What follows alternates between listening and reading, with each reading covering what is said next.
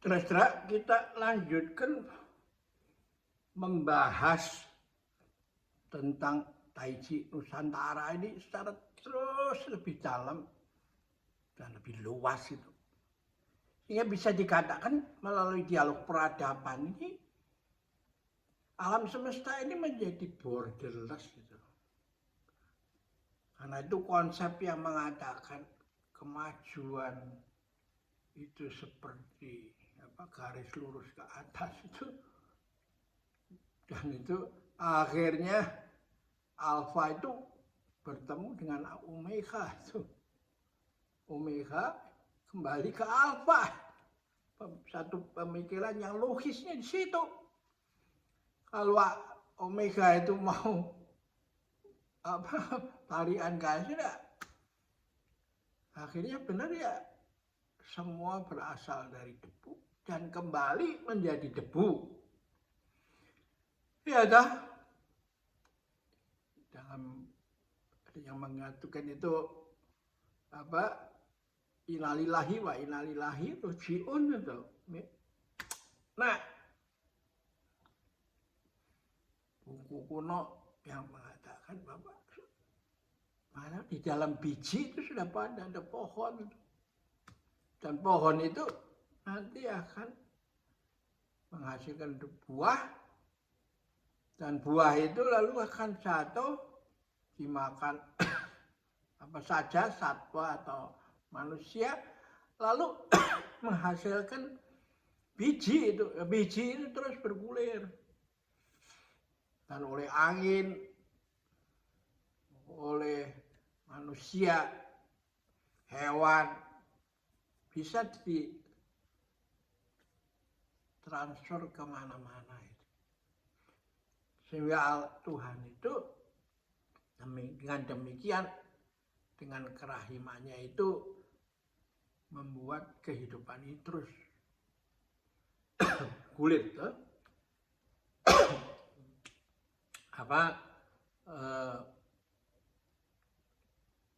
Mengalir terus itu, sama seperti air yang mengalir dari samudra naik ke menjadi uap air, menjadi awan, terus ke gunung turun menjadi hujan, terus balik lagi, terus putar. Ya, ini yang disebut the dancing of Siwa Nataraja itu. Nah, bagaimana pemikiran manajer yang pisang Ambon itu? Saya nggak tahu sadar atau nggak sadar. Mereka dimasukkan dalam satu trap yang diarahkan berusaha supaya menjadi penguasa, survival of the fittest. Mengambil konsep Charles Darwin, sepotong aja, melihat bahwa hanya sperma yang terkuat yang bisa melakukan pembuahan. Nah, lalu semua berusaha untuk menjadi terkuat bidang politik, terkuat persenjataan, terkuat di dalam ekonomi, apa segala, semua karena semangatnya begitu. Lalu akhirnya dia lupa bahwa hidup itu adalah alfa menjadi omega, omega menjadi alfa. Hidup itu bukan garis lurus ke atas, tapi berputar. Tapi berputarnya bukan begini, tapi berputarnya mengalir seperti gelombang. Sehingga musim semi tahun ini berbeda dengan musim semi tahun lalu dan tahun depan. Keabadian itu adalah di situ, bukan dia ada garis lurus ke atas, bukan begini, orang bingung. Ya toh, hidup ngulang-ulang aja nih. Pencipta ini tidak ada yang baru, harus diulang-ulang. Tapi ini adalah seperti gelombang. Nah sekarang kita lihat per tahun itu kemajuan peradaban kita. Forum Manajemen Prasetya Mulia yang didirikan sebagai buah setelah situasi dan akibat daripada peristiwa G30S yang menyebabkan Universitas Respublika dibakar dan diganti menjadi Trisakti, lalu didirikan ilmu manajemen itu mengambil positioning yang tepat pada saatnya dan waktunya itu pas ya. Sehingga dalam majalah yang dikeluarkan pada tahun 2001 nih ya, dia sudah menghasilkan banyak yang disebut konglomerat, karena disebut 9 naga. Dari perspektif ini oke. Nah, yang menarik adalah tahun 2002 ini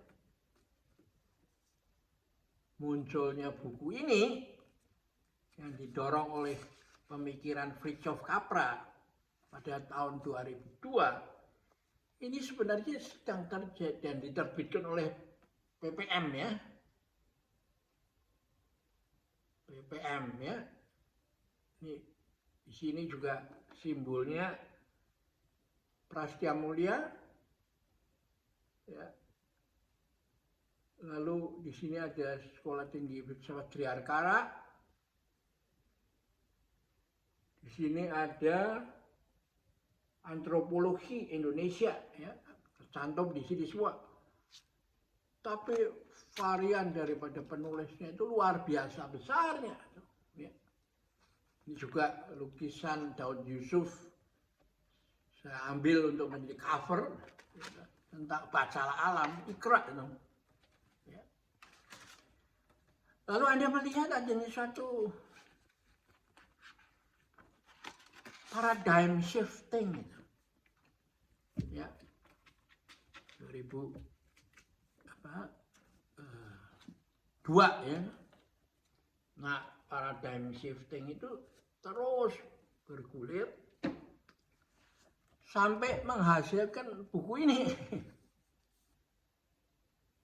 Di mana saya ditunjuk oleh Profesor Gumilar, ya, Rektor Universitas Indonesia saat itu, untuk menjadi raison d'être gara-gara munculnya Selosumajen Research Center ya, di Universitas Indonesia, Fakultas Ilmu Sosial dan Politik ya. Nah ini saya ini nekat aja dah. Ditunjuk ini,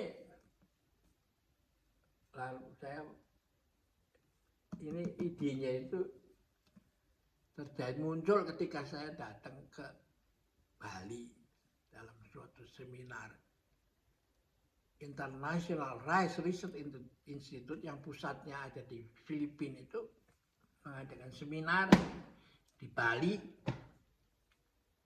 dan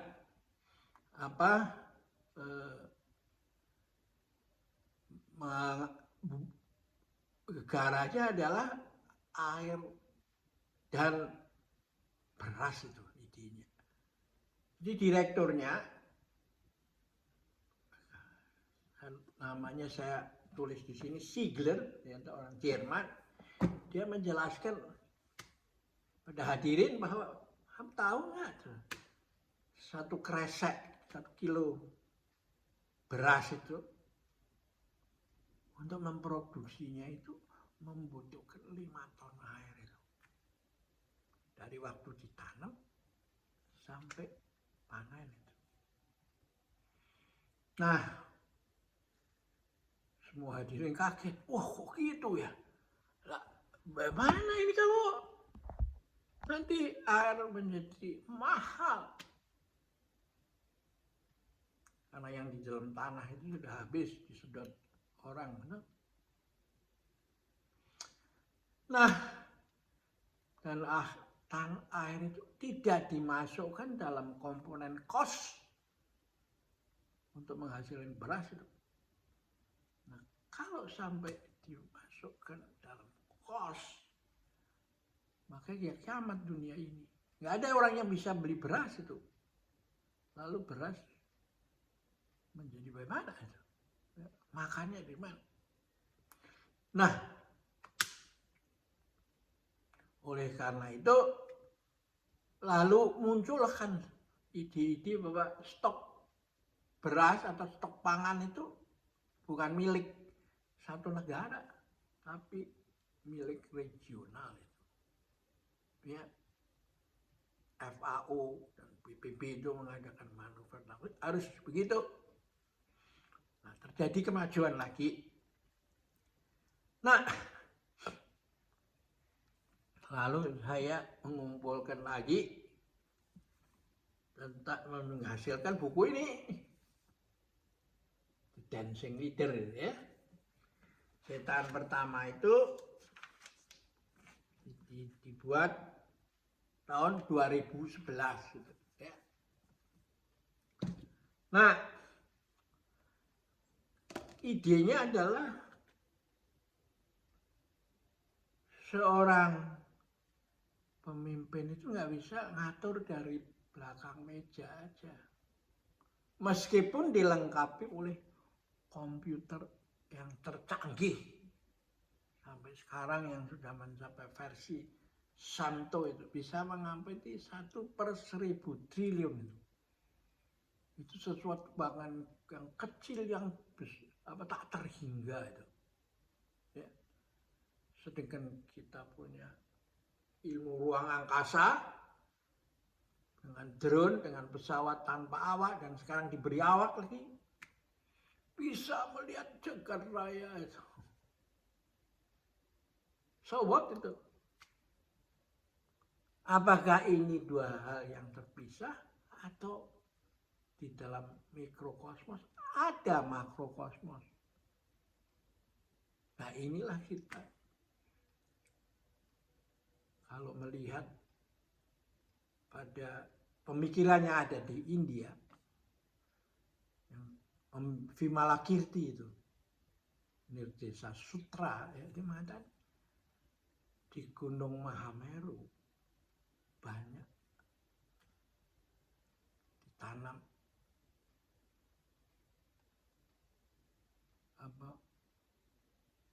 tanaman lada itu,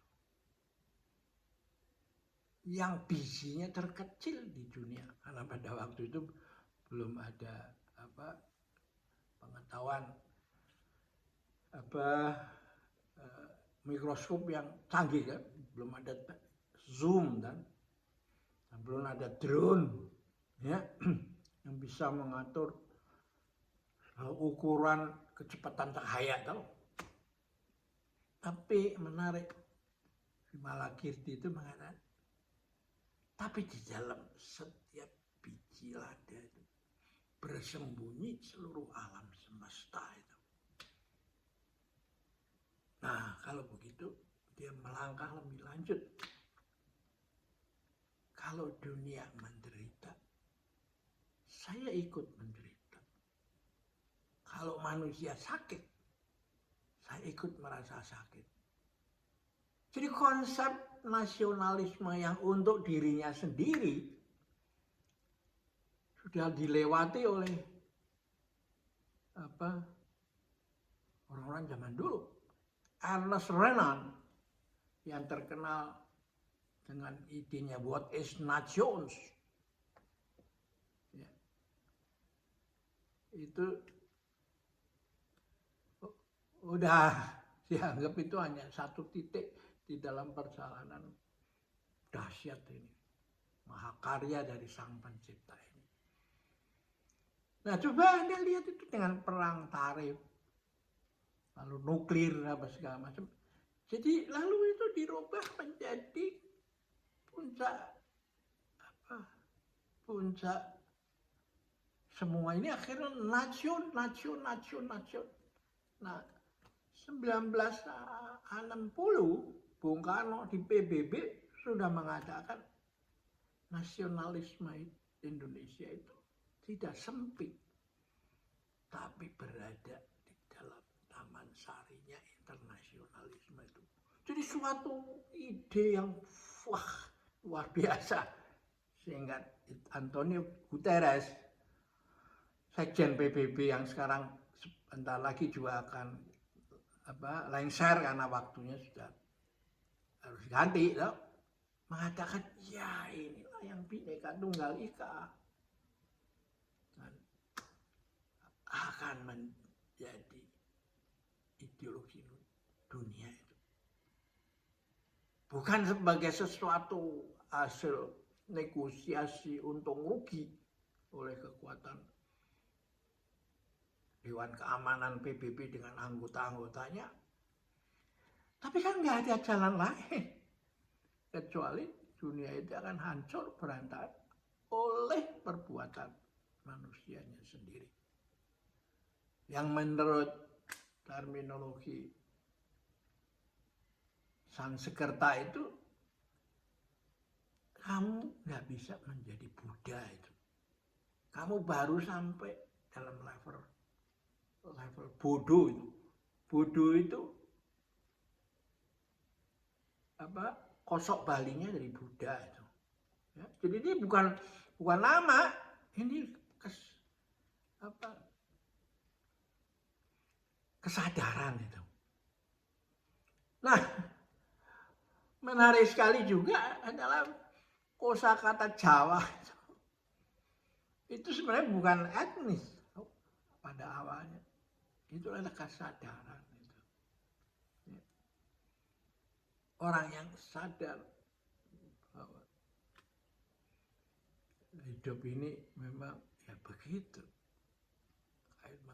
Nah, karena itulah menarik sekali muncul di mana di Nusantara ini sudah muncul konsep memayu hayuning pawono itu. Cantiknya manusia tergantung pada cantiknya dunia. Cantiknya dunia tergantung pada cantiknya Samudaya itu, ya. Nah, kenapa kita harus sampai kepada Tai Chi, The Great Harmony? Tulisan Bu saya toh, diterbitkan oleh Kompas toh. Ya, ini Tai Chi ini simbolnya itu Tai. Tai itu besar, Tai itu lebih besar lagi. Gitu. Ya. Karena itu titiknya di bawah, karena dia terus mau belajar. Nah, yang di tengah ini yang menarik Chi itu. Jadi konsepnya sesuatu tumbuhan, yaitu manusia menjadi besar, itu karena perpaduan antara langit, manusia, dan bumi. Ini kan, ini garis ini, terus ada sampai sini kan, ini manusia, ini bumi. Nah, dia melakukan gerakan yin dan yang di sebelah kanan ini, tulisan yang seperti huruf Z itu, dan sebelah kirinya itu ada kotak kecil, nah itulah Tantian itu. Ya, jadi karena itu Prastya Mulia sudah harus mengadakan loncatan kuantum menjadi mengisi konten pendidikannya itu secara visioner dengan memasukkan Tai Chi, The Great Harmony. Ya. Nah, inilah saya katakan harus terjadi transformasi antara manajer kelas pisang Ambon menjadi bodhisattva. Bodhisattva itu adalah orang yang dirinya sendiri sudah sampai untuk masuk nirwana, bebas daripada susah dan senang, tapi dia memilih kembali ke dunia, balik gegara mendengar seorang anak bayi menangis karena ditinggal mati oleh ibunya dalam Lalu bukan hanya sampai di situ, tapi dia seperti konsep di dalam biji ada pohon, dia terus mengatakan, kenapa di neraka juga masih juga banyak orang susah. Dan karena itu dia bukan hanya turun ke dunia untuk membantu dunia, tapi dia turun sampai ke neraka untuk menguras neraka. Dan dia hanya mau menjadi orang terakhir di neraka yang masuk ke nirwana. Jadi inilah yang menjadi dasar konsep golok membunuh naga itu. Ya.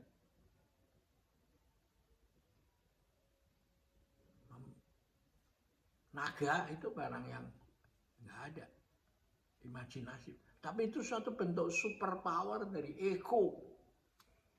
Yang apa-apa aja melihat gua dapat apa. Saya harus menjadi super power di dunia, segala macam informasi. Saya harus menjadi orang paling kaya di dunia yang bisa mengikuti bisa menjadi orang papan atas di dalam urutan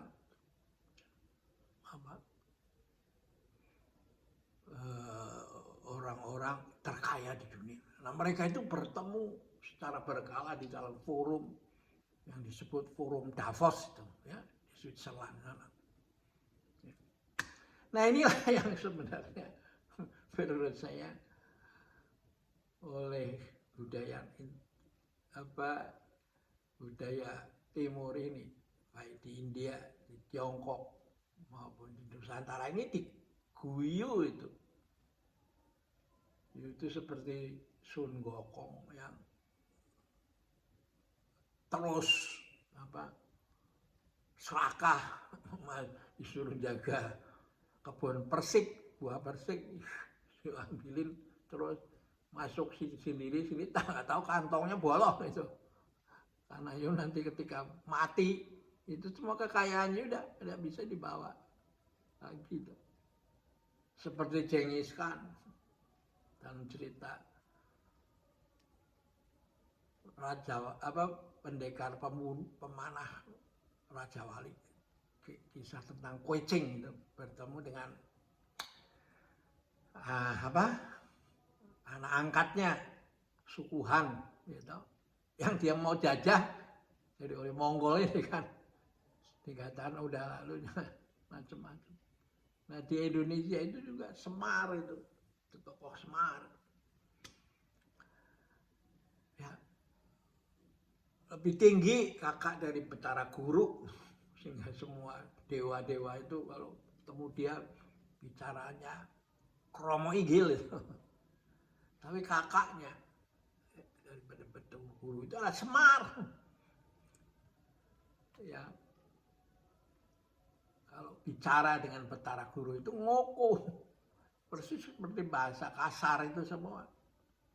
Dan dia memilih belusuan menjadi pendamping, menjadi pamong projo itu, pendamping yang mengawal para kesatria ini supaya dharmanya di dunia ini bisa terlaksana dengan sukses itu. Bahkan dikatakan siapa yang tidak mempunyai, tidak dikawal oleh Semar. Ini kan belusuan, kan? Konsep Semar belusuan. Maka dia akan gagal. Nah, inilah kita nanti harus merenungkan peranan artificial intelligence itu. Kita lalu tahu batasnya itu. Dan karena kita tahu batasnya, kita bisa memakainya sesuai dengan pemahaman kita. Oke, kita akhirin di sini dulu. Ya. Dan tema utama kita itu, saya ulangi lagi, transformasi dari manajer pisang Ambon menuju bodhisattva. Ya, Oke, sampai jumpa lagi.